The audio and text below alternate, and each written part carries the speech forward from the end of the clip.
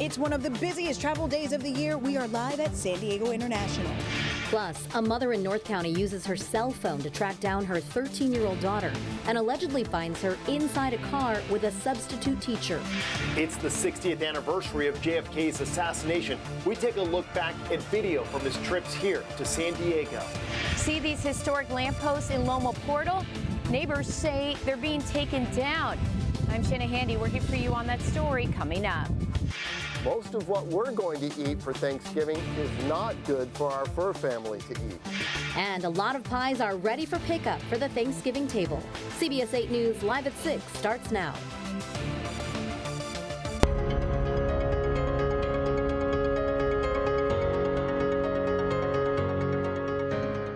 Airports and highways across the country are busy as 55 million Americans hit the road or take to the skies for the Thanksgiving holiday, which is just hours away. Good evening and thanks so much for joining us. I'm Marcella Lee. I'm Carlo Cicchetto. Whether your travels bring you to San Diego or take you away from America's finest city, you'll be part of a massive holiday crowd. CBS 8's Kirsten Holmes joins us live from San Diego International Airport with the latest there. Kirsten. Okay, so I want you guys to take a look at what's happening here at San Diego International right now. Take a look behind me. We are outside Terminal 2's security checkpoint. People coming through, getting ready to go to wherever their hearts desire as the Thanksgiving holiday sets in. Now, we took a look at the big boards, and most flights are on time here with no delays. Also, they are seeing 84,000 passengers every single day. That is from Tuesday through Monday right here at San Diego International, and they're asking everyone to pack some patience and get here early. We anticipated huge crowds, and when we went to Denver, it was like perfect. We were 2 hours early. Debbie and her family just landed in San Diego for the Thanksgiving holiday from Colorado. Elliot says she's excited to see all of her cousins and have quintessential San Diego fun. We always all sleep in the same room and get to all be together and go to the beach. I love going to the beach. The Millers say they travel together often for the holidays. So how do they manage a family of 5? Well, you have a very organized matriarch and an adventure-loving patriarch, and that works out well. San Diego International Airport officials say arriving early and checking your flight status are still the biggest ways to help make your holiday trip as smooth as possible, especially as San Diego's airport sees a 3% increase in passenger volume this year compared to last year. Bye-bye, Gagawa. Mark, Morgan, and their family are ending their 10-day trip to San Diego, visiting Mark's mom to go see Morgan's family in Michigan. How sad are you to be leaving San Diego? Sad, very sad. How was the visit with Mom and the Grand? Oh, it was awesome. It's way warmer than Michigan. It's so much fun here every time. But Michigan is cold. Stay in San Diego. Yes. Because they're traveling with 2 little ones, Mark says they got to the airport extra early. We came at a good time, I guess. The line was short and we got right in, and we've got that TSA pre-check, so we should be able to get in quickly. Despite the increase in passenger volume at San Diego International, travelers we talked to say it's been the smoothest leg of their journeys, leaving them to make sure they can devote all of their attention and energies on getting these little guys safely on the plane with as less stress as possible. Their tips? Pack lots of distractions for sure. Lots of distractions and snacks. And This is a live look at Terminal 2's TSA checkpoint. As you can see, the line is pretty good right now. The airport is slated to get a little busier around 8 o'clock tonight. So let's go over those tips before you head to the airport. First off, they are asking everyone to get here early. That relieves a lot of stress. And if you're being picked up from the airport, instead of waiting outside the terminal, have whoever is picking you up wait in the cell phone lot. That way you can call them and then they can come and pick you up pretty nicely without a whole lot of a wait in traffic, because there is still a little bit of traffic here outside of the airport as people get picked up and dropped off. For more tips on how you can get in and out of San Diego International really smoothly this holiday season, go to our website, cbs8.com, and click on this story.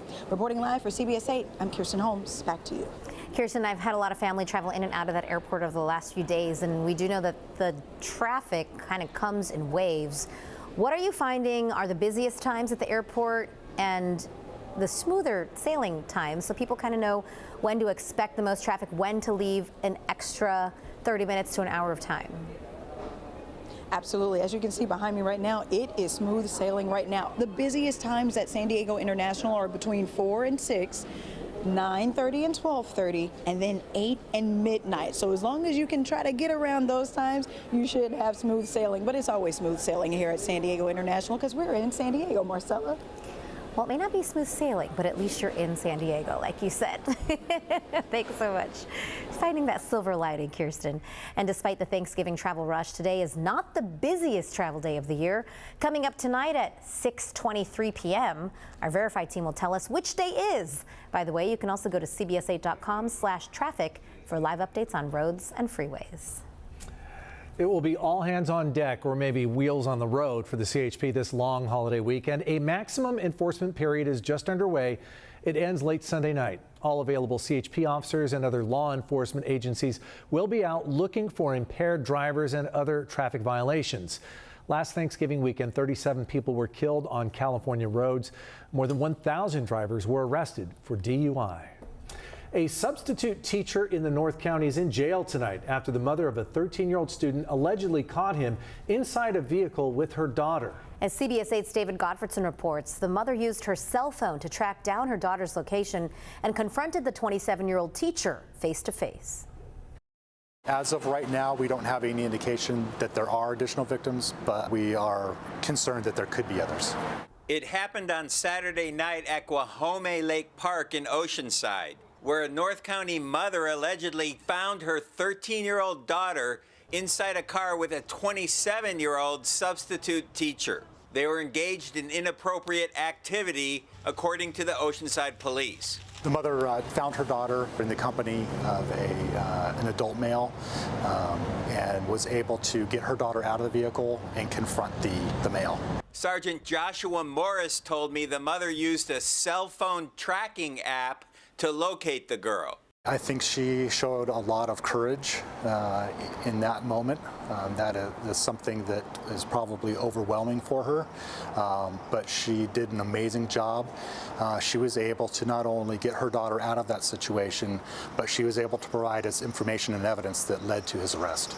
The teacher fled the scene, but on August 20th, police arrested Connor Shanove and served a search warrant on his family's home in Carlsbad. He remains in jail on a $1 million bail hold, facing charges of lewd acts with a girl under age 14 and luring a minor for sex. The Vista Unified School District put out a statement confirming Shanove worked as a substitute teacher, but the district won't release the name of the school, presumably a middle school given the girl's age. They are in the process of notifying the families. As far as exactly how that goes out, I don't have information on that, but they did tell me that they're in the process of releasing that to families.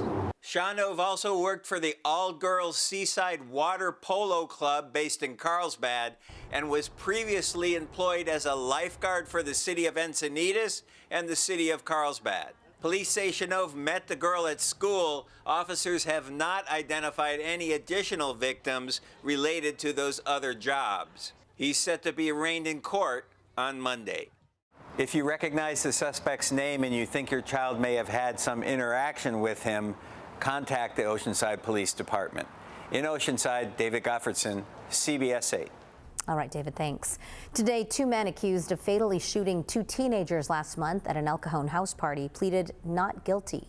24-year-old Dan Thong Nalab and 21-year-old Bruce Din Lu both appeared in court today. The judge ordered us not to show their faces. On October 28th, police responded to a shooting at a house party where 2 teenagers were pronounced dead at the hospital. Right now, the 2 will remain in custody without bail.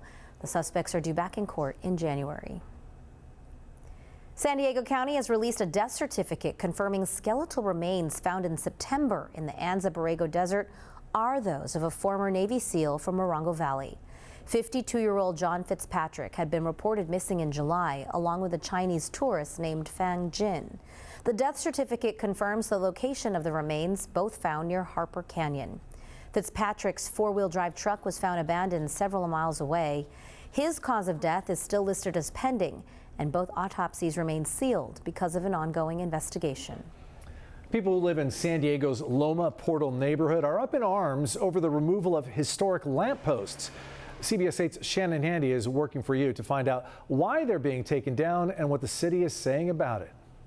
You'll find these historic lampposts all over Loma Portal. Some have been around for more than a century. Neighbors tell me taking them down strips this area of its history. Save our lampposts. When I got to Loma Portal this morning, I was shocked to see how many people were there to voice their concerns over the removal of antique lampposts in the neighborhood. I just got on the Nextdoor site and said, help us, our lampposts are in danger, and these people showed up immediately. Kim Leary contacted CBS8 yesterday after seeing crews take down lampposts near Poinsettia and Lotus. I saw a bunch of them coming down yesterday, and it was horrifying to me. We sent a photographer by and witnessed the same thing. Leary and others in the area are concerned it's an ongoing project that will end with all of them eventually going away.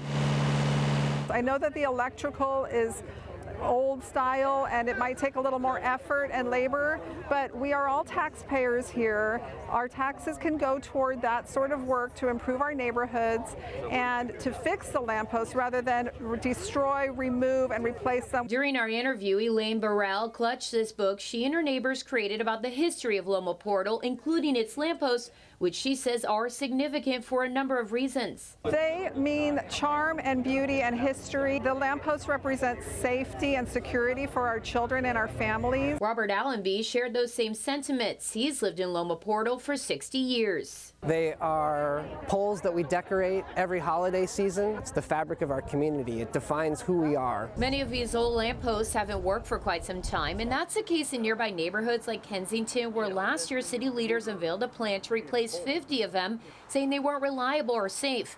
As for Loma Portal, I reached out to the city to find out what their strategy is. The spokesperson confirmed poles are being replaced, saying in part, while the streetlights are old, they are not in a historic district and therefore are not historic themselves, adding, restored poles are not anticipated to have the same life expectancy as a new pole and foundation, resulting in additional costs and maintenance by city crews in the future. For those reasons, this project included the replacement of the poles instead of restoration or retrofitting of existing elements.